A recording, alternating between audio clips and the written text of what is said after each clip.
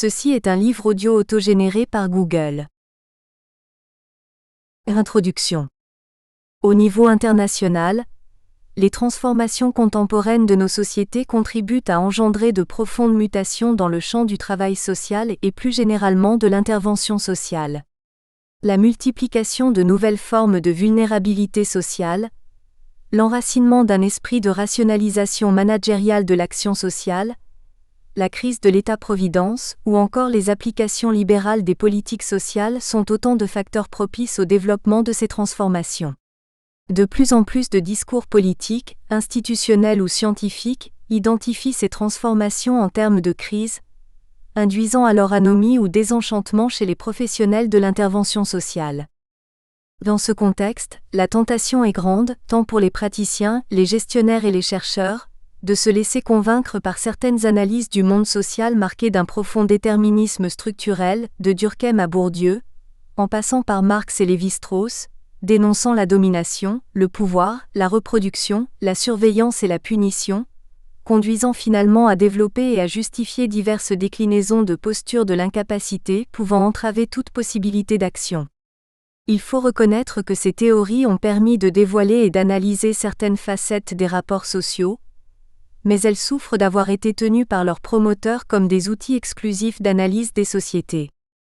Néanmoins, depuis ces dernières années, on observe l'émergence de théories alternatives dans le champ de l'intervention sociale qui tentent d'introduire l'idée qu'en face des déterminismes et des logiques de soumission, existent de puissantes capacités émanant des individus et des groupes à agir sur le cadre de leurs activités, sur leur milieu, sur leur vie, sur leur monde. Ces analyses prennent alors le parti inverse des théories de l'incapacité en essayant par exemple de démontrer que notre monde social serait le résultat de la somme des actions et des interactions des individus, inspiré des analyses de Boudon, d'où l'introduction de concepts tels qu'empowerment, pouvoir d'agir, participation sociale, etc. Des concepts relativement émergents en France et en Espagne, mais déjà bien établis au Québec. Il reste toutefois à opérer, comme le propose Edgar Morin, une lecture qui respecte l'idée d'un monde complexe, c'est-à-dire un monde qui se construit sur des antagonismes irréductibles mais complémentaires. La reconnaissance de ce monde complexe demande à observer et à analyser le monde avec ses leurs acteurs et ses leurs actions collectives, comme le suggèrent Howard Baker et Alain Pessin. Dans ces conditions, comment penser les transformations contemporaines de nos mondes sociaux ? Quels rapports peuvent s'établir entre les transformations sociales contemporaines et les transformations du travail social ? Comment penser ou repenser les postures professionnelles et scientifiques de l'intervention sociale sans négliger le poids des structures, ni les logiques de pouvoir inhérentes à la nature humaine ? Comment penser ces transformations dans l'organisation des pratiques d'intervention ? Dans le cadre de ce colloque, les discussions sont centrées autour de deux questions complémentaires. Discours incapacitant, quelles conséquences pour l'intervention sociale ? Cet axe propose de faire un état des lieux des articulations entre théorie dominante et mutation du travail social. À travers une lecture critique, il s'agit de réfléchir aux conséquences des discours incapacitants sur les pratiques et les représentations des acteurs, autant du point de vue des personnes usagères, des intervenants sociaux, des gestionnaires et des chercheurs du champ de l'intervention sociale. Comment repenser l'intervention sociale dans des sociétés en mutation ? Au-delà des théories dominantes de l'incapacité, comment valoriser d'autres modes de compréhension et d'analyse des transformations du travail social ? Comment s'extraire de discours invalidants, politiques, intellectuels et institutionnels, pour laisser place à la surrection de l'acteur individué et ou collectif, sans renoncer à l'intervention sociale ?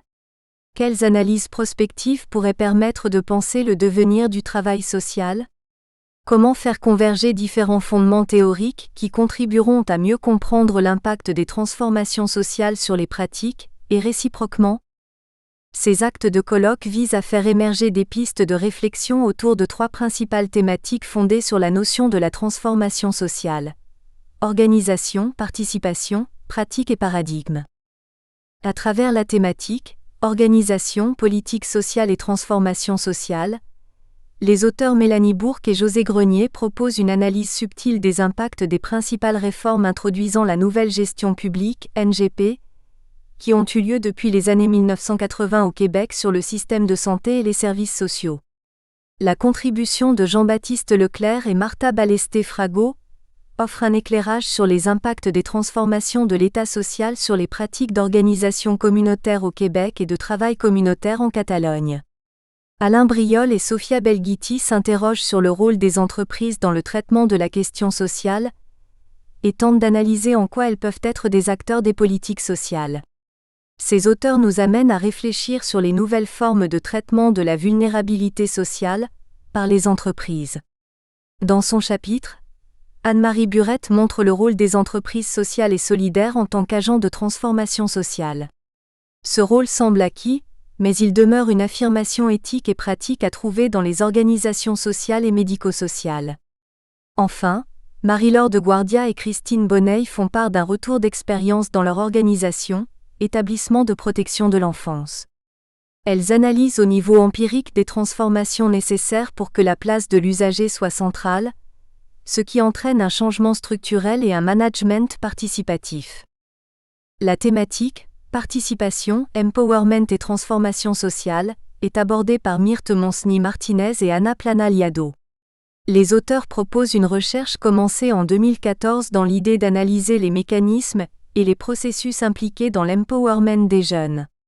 Cette recherche vise aussi à formuler des propositions et des orientations socio-éducatives et politiques qui faciliterait et améliorerait cet empowerment. Annie Deveau, quant à elle, écrit un article sur l'empowerment des pères dans le système de protection de l'enfance québécois. La participation repose sur la création d'un langage commun entre le père et les intervenants sociaux. L'analyse des discours des pères permet de mettre en lumière les moyens pour améliorer l'approche participative.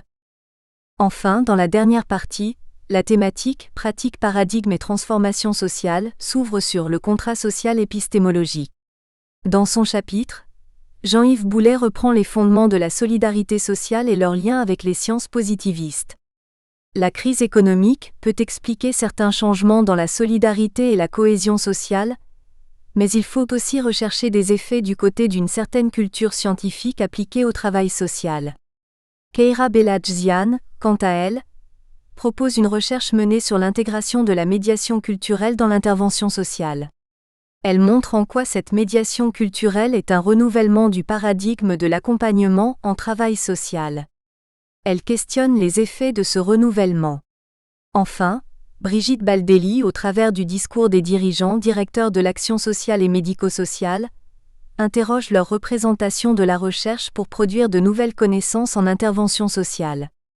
Cette recherche-action menée sur un territoire vise à permettre une meilleure interconnaissance entre les chercheurs et les professionnels, afin de renouveler l'approche scientifique.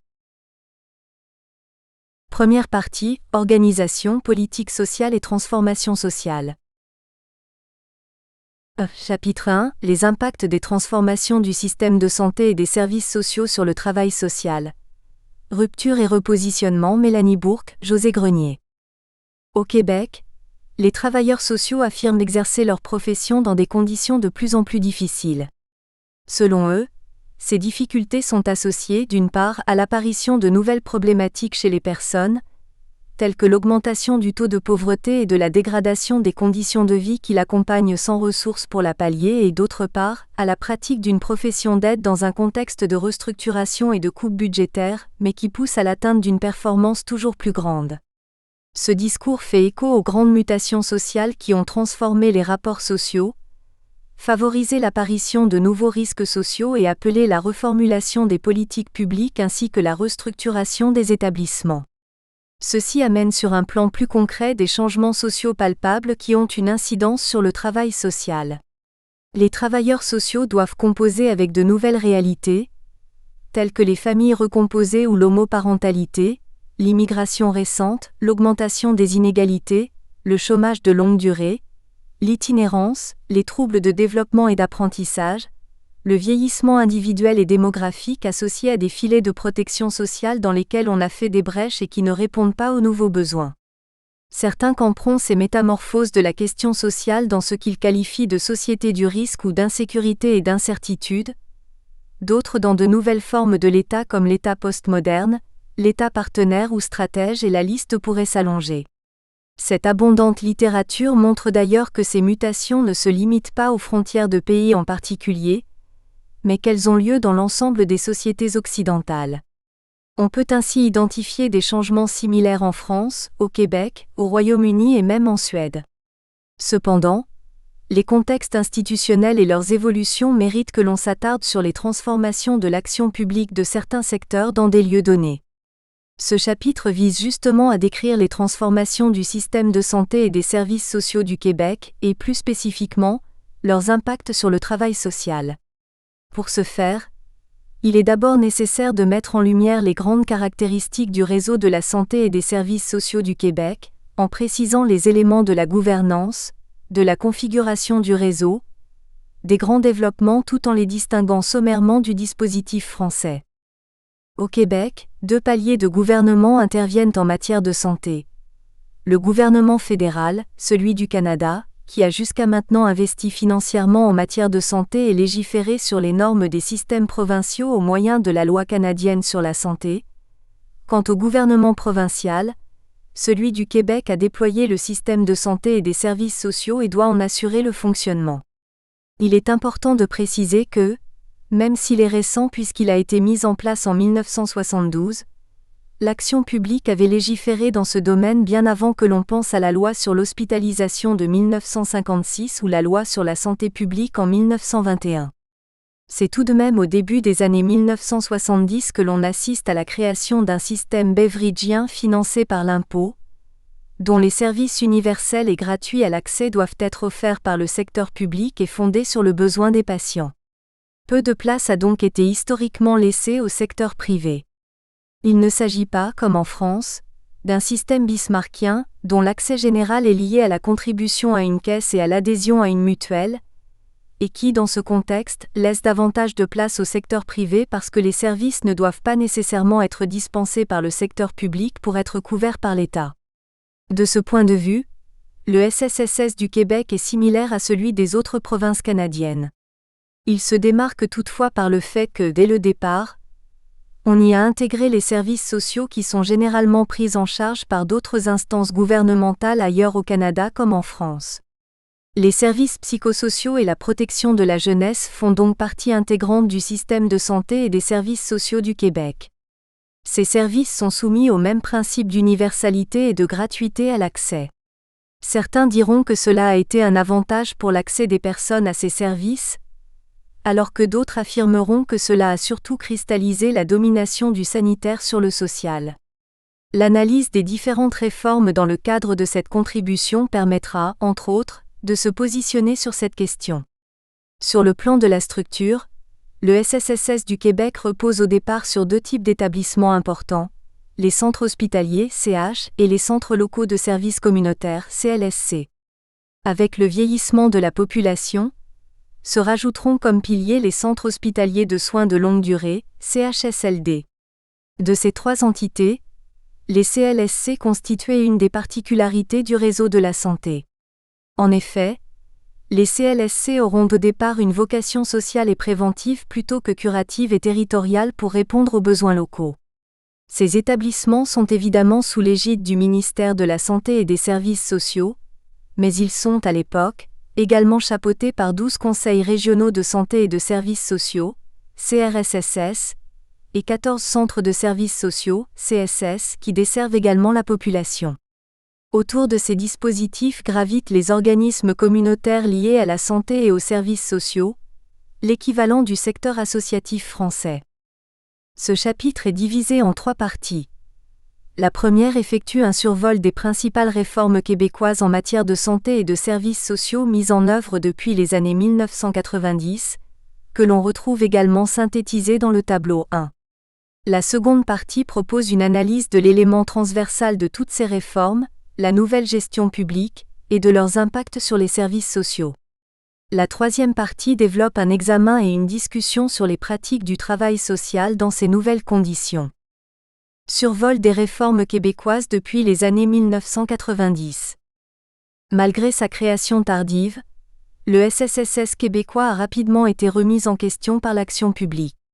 Le contexte économique des années 1980, amorçant plusieurs décennies d'obsession budgétaire pour les décideurs qui remettent en cause l'ensemble de la gestion des finances publiques. Ainsi, moins de 20 ans après sa création, en 1985, le gouvernement établit une commission d'enquête sur l'avenir de celui-ci. La commission d'enquête sur la santé et les services sociaux, CESSS, durera presque 4 ans puisque son rapport sera remis au gouvernement en 1988. Les recommandations y sont nombreuses, mais 2 d'entre elles deviendront centrales et marqueront l'évolution du SSSS, et ce, même si elles seront appliquées graduellement ou beaucoup plus tard. L'approche de la santé des populations ainsi que la nouvelle gestion publique. Brièvement, puisque l'on y reviendra un peu plus loin, la nouvelle gestion publique, imposée d'abord au Royaume-Uni par l'administration de Thatcher, a pour but d'appliquer des principes de gestion inspirés de ceux du secteur privé. L'économie, l'efficacité et l'efficience deviennent les objectifs principaux de ce type de gouverne. Elle se traduit plus concrètement par des actions qui visent la réduction des dépenses, les quotas de performance, l'atteinte de résultats, et la reddition de comptes au moyen de statistiques descriptives au sein de l'administration publique et parapublique. Enfin, on peut affirmer que le rapport Rochon, malgré les nombreuses consultations auxquelles le gouvernement procédera, annonce les réformes qui auront lieu au moins jusqu'en 2003, voire 2015. La réforme cotée. La première réforme a lieu après la réélection du gouvernement libéral, dont le nouveau ministre de la Santé et des Services sociaux est Marc-Yvan Cotée. La réforme cotée constitue donc l'amorce d'une série de réformes qui auront lieu jusqu'en 2015. Le premier élément qui la caractérise est la création d'un nouveau dispositif territorial, les régies régionales de santé et de services sociaux. Il s'agit d'une première tentative de décentralisation puisque ces régies remplaceront les CRSSS ainsi que les centres de services sociaux, dont les services seront intégrés au CLSC. Il y a donc disparition d'un dispositif réservé aux services sociaux. Les CH et les CLSC demeureront toutefois les piliers du SSSS. Les premières mesures de NGP sont imposées dans le réseau. En effet, le nouvel adage du gouvernement, le citoyen au centre des services, constitue un changement de norme. Il s'agira dorénavant de satisfaire davantage les exigences financières que de répondre aux besoins de la population. Par exemple, les centres d'accueil, maisons d'hébergement pour soins de longue durée, pour les personnes âgées constituent alors un joueur important, mais dans un contexte où l'on transfère une part importante de la responsabilité financière des soins vers le patient, engendrant des difficultés financières pour ces derniers qui n'ont plus de revenus disponibles. La réforme Rochon. La seconde réforme a lieu en 1997 dans le contexte de l'atteinte du déficit zéro pour le gouvernement provincial du Québec. Entre autres, le nouveau ministre de la Santé du Parti québécois, Pierre Rochon, président de la commission d'enquête citée plus haut, procédera à ce que l'on a appelé le virage ambulatoire. Le gouvernement coupera cependant des sommes importantes en matière de santé et de services sociaux. Le virage ambulatoire permettra d'introduire de nouvelles mesures d'efficacité liées à la nouvelle gestion publique. Opération d'un jour, fermeture de lits et d'hôpitaux, création de programmes psychosociaux uniformes d'un établissement à l'autre ainsi que plusieurs mesures de contrôle. Des changements auront également lieu en 1998 en ce qui concerne le conseil d'administration des établissements, mais surtout les ressources intermédiaires. On interpellera les groupes communautaires et les familles pour qu'ils deviennent des compléments aux services, ou, si l'on préfère, le prolongement de ceux-ci. Il s'agit alors d'un transfert de responsabilité vers les individus qui souffrent et leurs familles. Quant aux compressions, elles enverront, entre autres, des milliers de travailleurs à la retraite, ce qui causera des problèmes importants dans l'organisation du travail et l'accès aux services. Entre-temps, le gouvernement du Québec modifie sa loi sur l'administration publique. En 2000, l'Assemblée nationale adopte un projet de loi qui impose dorénavant au secteur public de se conformer aux exigences de la nouvelle gestion publique. Le premier article en témoigne. La présente loi affirme la priorité accordée par l'administration gouvernementale, dans l'élaboration et l'application des règles d'administration publique, à la qualité des services aux citoyens. Elle instaure ainsi un cadre de gestion axé sur les résultats et sur le respect du principe de la transparence. S'engageant à devenir moderne, dynamique et concurrentielle, dans le peloton de tête des pays à l'économie compétitive, selon les termes du ministre responsable, la fonction publique doit apprendre à traiter les citoyens, leurs attentes et leurs besoins avec le même respect que celui voué par l'entreprise privée, performante, peut-on espérer, à l'endroit de ses clients. L'adoption de cette loi conduit progressivement l'ensemble des services publics vers cette logique managériale en empruntant des concepts et des techniques propres à l'entreprise privée, qui auraient démontré leur efficacité au sein de certaines d'entre elles, comme Toyota. Même si des transformations avaient été mises en place auparavant, le secteur public québécois s'engage dans une réforme managériale à travers la réingénierie de ses activités et de ses processus administratifs qui s'accélérera en 2003 avec l'élection du gouvernement provincial dirigé par le premier ministre libéral Jean Charest. La réforme du système de santé fera partie de son plan de modernisation. La réforme Couillard.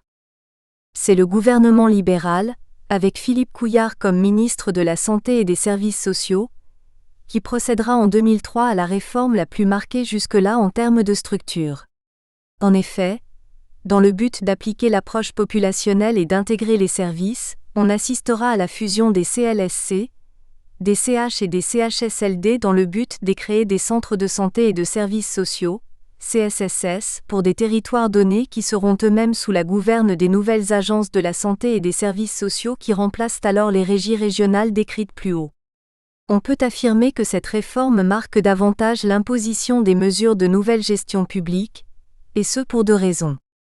La première est la loi sur l'administration publique qui oblige les établissements quels qu'ils soient à adopter des mesures de reddition de comptes et de gestion par résultat. La deuxième est liée à l'approche populationnelle qui, provenant de l'épidémiologie statistique, favorise l'application de la NGP.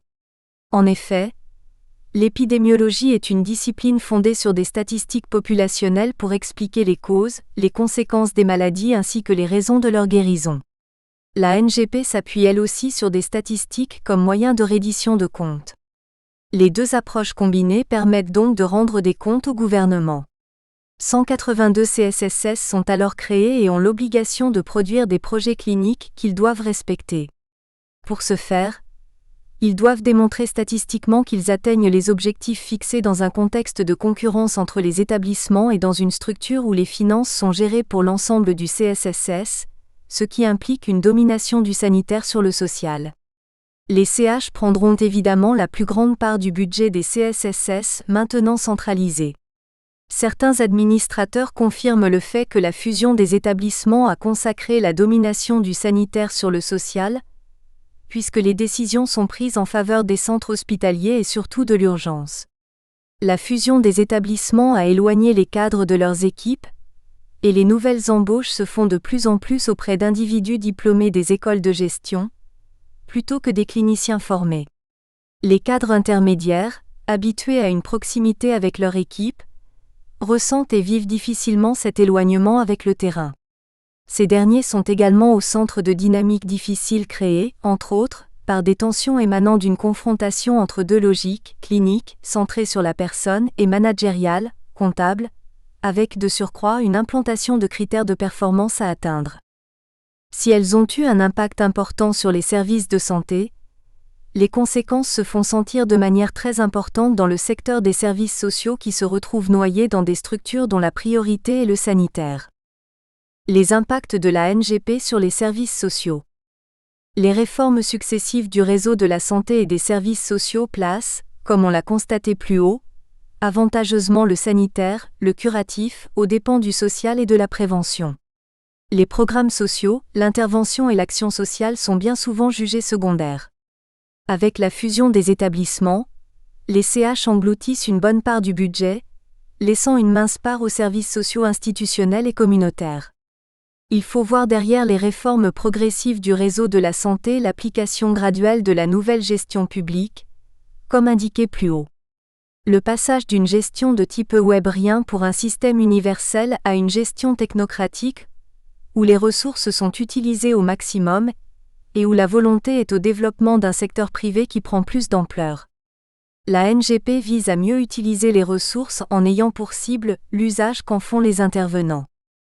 Les principes structurants de la NGP sont la rationalisation des structures organisationnelles, l'introduction de relations contractuelles entre les parties organisations, professionnels et usagers, une plus grande imputabilité des administrations locales à l'égard de la qualité, du contrôle des coûts et de la gestion par résultat, l'amélioration continue de la qualité et le renforcement de l'efficience, le pragmatisme managérial, la réduction de la participation citoyenne au sens politique du terme au profit de la responsabilisation individuelle, l'utilisation accrue des technologies, notamment en termes de monitorage des besoins et des effets des services fournis, la réduction des contraintes à l'atteinte des résultats, repérables par la prolifération des dispositifs de reddition de comptes, l'établissement de stratégies d'identification des meilleures façons de faire, notamment par l'instauration d'une culture de évaluation des résultats, et la centration sur la satisfaction de l'usager considéré comme un client.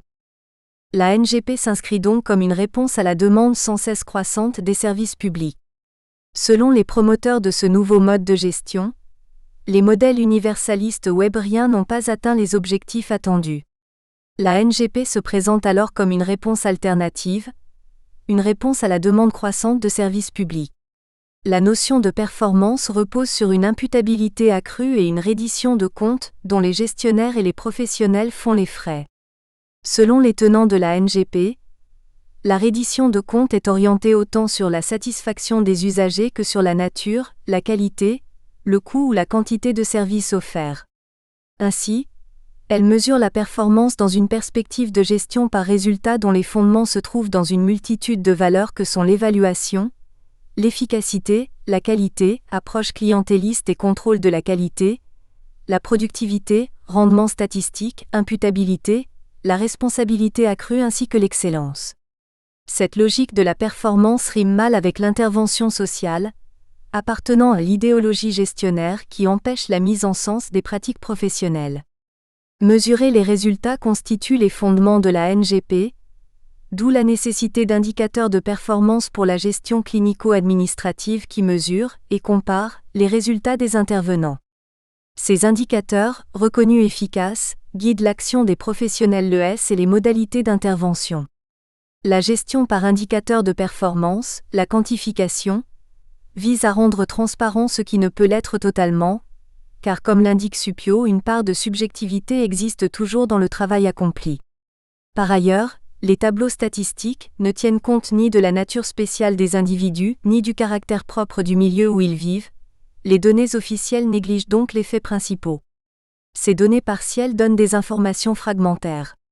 La démarche est confondante sur la réelle finalité du rendement statistique. Sert-elle à mieux connaître les milieux et les problématiques pour mieux agir? Ou constitue-t-elle un outil de contrôle du travail au service de la gestion? La gouvernance par les nombres dote les indicateurs chiffrés utilisés pour cette évaluation d'un effet normatif. On passe alors de l'autocontrôle au contrôle de la direction. Dans ce cas, les nombres ont déjà été chargés d'une valeur qualitative qui s'impose à l'évaluation et ils ne peuvent être remis en question. En lien toujours avec l'esprit et les façons de faire de la NGP, les gestionnaires ont recours à de nouvelles méthodes d'optimisation du travail, dont la méthode Lean, inspirée du toyotisme.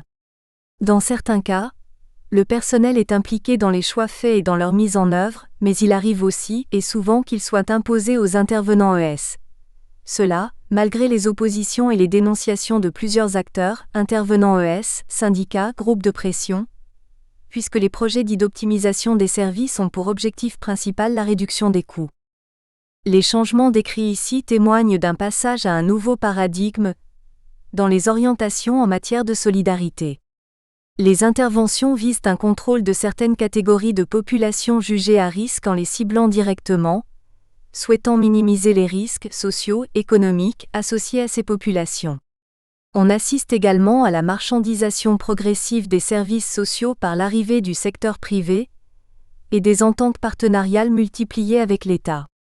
Le courant managérialiste et le néolibéralisme modifient ainsi les normes de travail. Les travailleurs sont dans ce contexte vus comme agents, agentification, outil managérial pour atteindre les performances attendues en révisant entre autres les processus de travail. De ces transformations découle un mal-être au travail. La logique d'action humaine s'en trouve modifiée dans différents lieux. Ces réformes affectent donc directement les dynamiques identitaires, valeurs et motivations de ces acteurs en les plaçant devant des injonctions contradictoires et paradoxales. Cette nouvelle logique d'action est illustrée dans le tableau 1 à partir de données qui ont été colligées et mises en perspective dans l'encadré plus bas, plus spécifiquement à partir des années 1990 jusqu'à ce jour. Ces résultats découlent des analyses des réformes, des lois, d'autres textes de la littérature savante et littérature grise et des constats relevés des observations et des expériences terrain.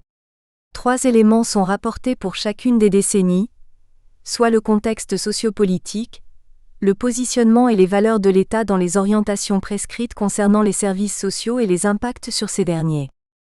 Tableau 1. Ce tableau synthétise ainsi les transformations importantes de l'État-providence qui se traduiront dans le système de santé et des services sociaux, par un changement de paradigme. Les lignes qui suivent décrivent ces changements. La NGP et le travail social, rupture et repositionnement. Ce contexte de reddition de comptes rend l'exercice du travail social contraignant, certains rôles tels l'accompagnement sont mis à mal. L'idéologie gestionnaire s'exprime à travers différentes logiques. L'individualisation et la responsabilisation des individus, la contractualisation des rapports sociaux, la standardisation et l'accélération des pratiques. Et derrière ces logiques, avec ces différents outils de mise en œuvre comme l'indique de Gaulle-Jacques, sont à l'œuvre un système de croyances et de valeurs, une vision du monde qui domine et triomphe. La rationalité instrumentale face à la raison, l'intelligence cumulative, celle du calcul, sur l'intelligence compréhensive qui produit du sens. La performance n'est pas ici une simple question technique, comme l'indique Chauvière, mais démontre le pouvoir grandissant et récemment acquis, des spécialistes en management et experts en administration.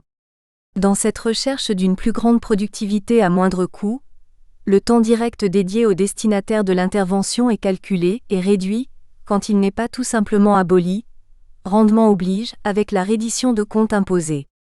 L'autonomie des intervenants terrain a bien entendu été réduite, par une pratique plus encadrée avec la mise en place de mesures évaluatives, comme mentionné plus haut, à des fins de contrôle, réduisant l'autonomie décisionnelle et professionnelle afin de répondre aux nouvelles normativités comptables. Les transformations obligent en quelque sorte les intervenants à un repositionnement. Une recherche qualitative, en cours, intitulée La réforme du système de santé et des services sociaux de 2003 au Québec, quels impacts pour le travail social 10 ans après, a permis de constater, à partir d'un certain nombre de témoignages, l'émergence de différents repositionnements, soit d'adopter une nouvelle posture au regard des nouveaux enjeux. D'abord, quelques critiques émanent de la réforme sous plusieurs aspects. En exemple, par rapport à la transformation des contextes de pratique, un intervenant affirme qu'il se sent loin du terrain depuis la réforme. Avant, on allait dans un HLM, on supportait un proche aidant, on avait un dîner à la soupe populaire. C'est ça être proche du terrain aujourd'hui, c'est plus ça, R3. Un autre intervenant mentionne les impacts entre partenaires du réseau. Les échanges interétablissements qu'on faisait avant la réforme, il n'y en a plus. Pour travailler avec quelqu'un, il faut avoir confiance, R2. Pour ce même intervenant, la réforme éloigne du terrain des gens, c'était mieux avant, dira-t-il, parce que pour moi c'est une profession où tu es avec les gens, pas avec les papiers, R2. Certains utilisent différentes stratégies, un repositionnement afin de faire face aux défis et enjeux de la réforme, dont l'adoption de pratiques silencieuses échappant au regard des gestionnaires, comme le fait savoir cette intervenante. On a le choix de chialer, se plaindre et de ne rien faire ou de louvoyer, c'est ce que je fais. Quand j'ai un client absent, je ferme la porte. Ils commencent à les stateurs comptabiliser ces clients absents. Ils disent « Ah oui, vous auriez pu en voir plus, je ne vais quand même pas booker, prendre un rendez-vous avec 2 clients à la fois. » Ce temps-là, je le prends pour faire mon évaluation, les stats statistiques que je n'ai pas eu le temps de faire ou attraper une TS à l'autre bout du corridor pour discuter d'un dossier, R1.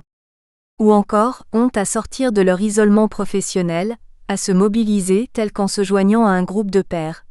Ça devient de plus en plus difficile. En même temps, les intervenants me demandent ce qu'il faut qu'ils fassent pour partir un comité de pairs. Les intervenants tiennent à l'intervention psychosociale et ont l'impression que bientôt ils vont se faire dire quoi dire à leurs clients. Les gens commencent à se mobiliser, R3.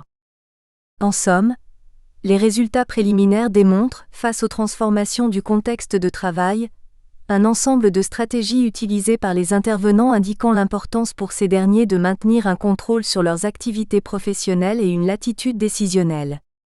Les témoignages indiquent aussi une valorisation des collaborations interprofessionnelles, mises à mal dans le contexte actuel.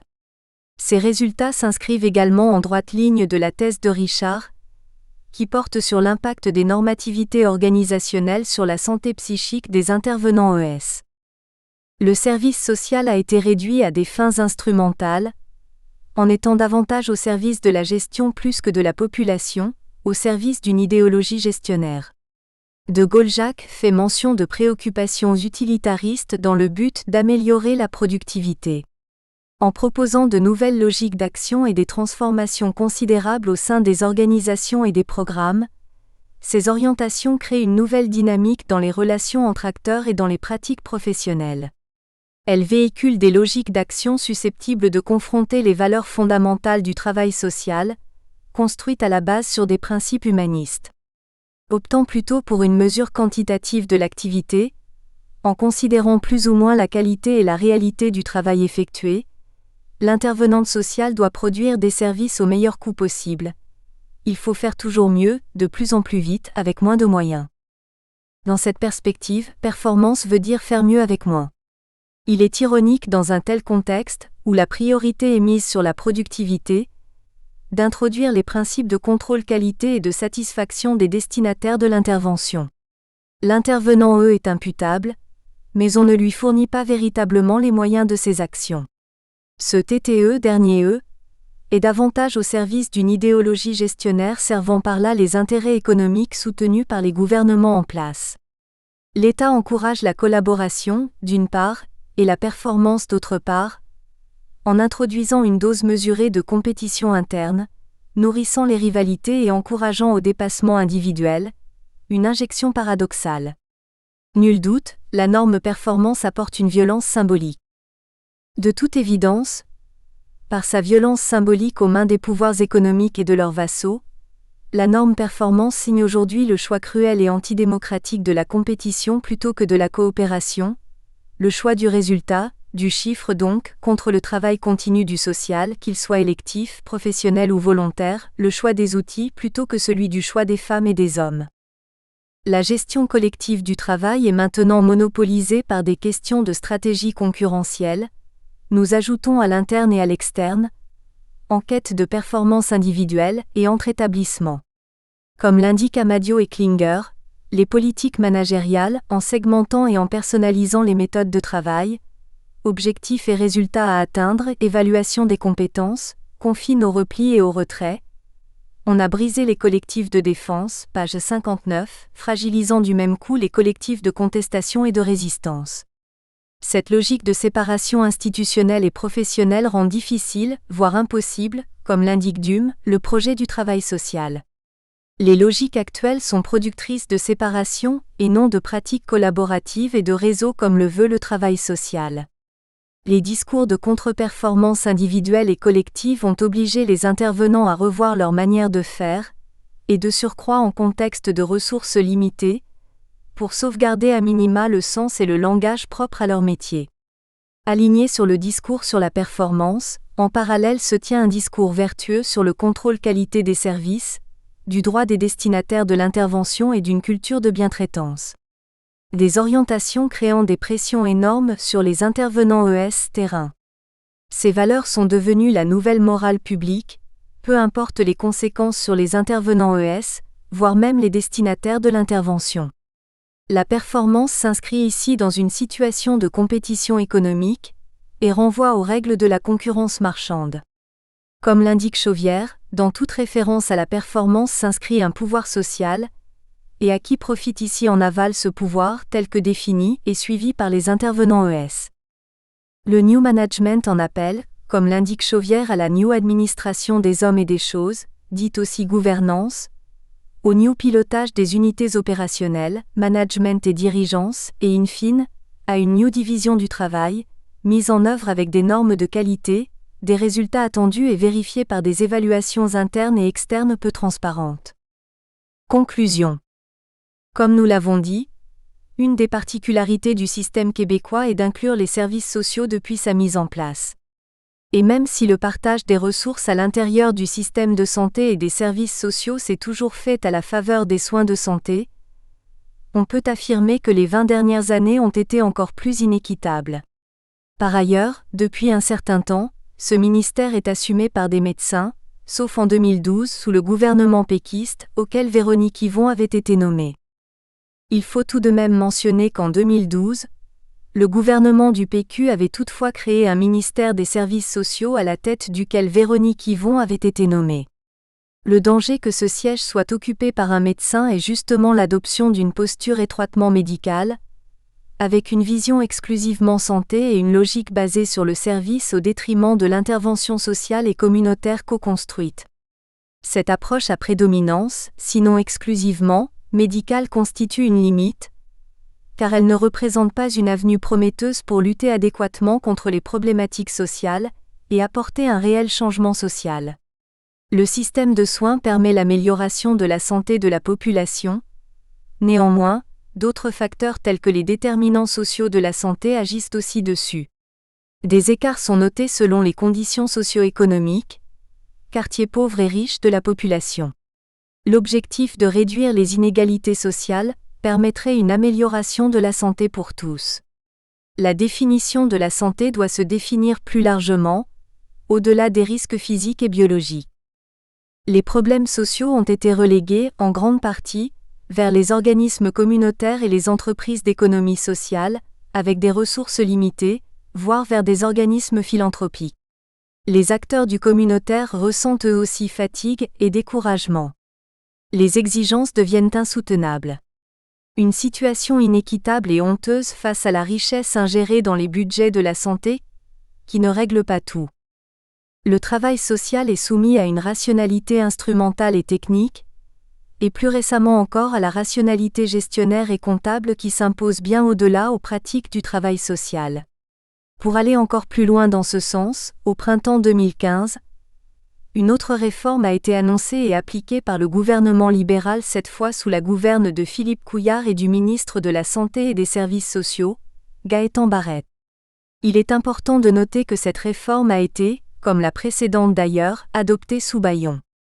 Cette réforme en est une de réduction de coûts, puisque le nombre d'établissements passe de 182 à 29.